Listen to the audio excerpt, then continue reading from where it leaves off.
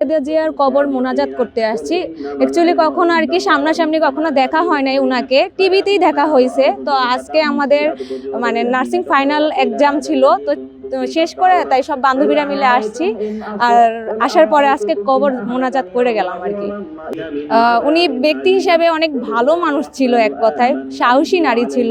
আপনারা দোয়া করবেন যাতে ওনার মতো আমরাও একজন সাহসী নারী হিসাবে সবাইকে চিকিৎসা দিতে পারি, ওনার মতো যাতে মানে যোদ্ধা হতে পারি। মানে এক কথায় হলো ওনার মতো সাহসী নারী আর হয়ই না।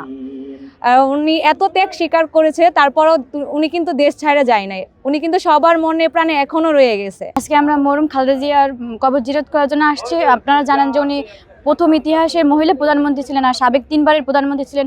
ওনার যে দেশপ্রেমের প্রতি যে শ্রদ্ধা আমাদের সত্যি মানে অনুপ্রাণিত করে। আমরা চাই ওনার মতো আদর্শ, তারপর দেশপ্রেম যাতে আমাদের মধ্যেও থাকে। আর ওনার সম্পর্কে আরও জানতে চাই। আর ভবিষ্যতেও আমরা ওনার দিক নির্দেশনা, ওনার সম্পর্কে আরও জানবো, ওনার পথ প্রদর্শক হতে পারবো, এরকম আর কি। এর কারণে আজকে আসছি মোহাম্মদপুর থেকে। আর এখানে আমরা আসছি মরহুম খালেদা জিয়ার কবর জিয়ারত করতে।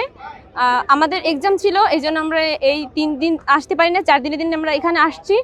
আর তিনি ছিলেন বাংলাদেশের প্রধানমন্ত্রী এবং সাবেক 3 বার সে প্রধানমন্ত্রী হয়েছিল। خلق سبع سماوات طباقا ما ترى في خلق الرحمن من تفاوت فارجع البصر هل ترى من فطور ثم ارجع البصر كرتين ينقلب إليك البصر خاسئا وهو حسير ولقد زينا السماء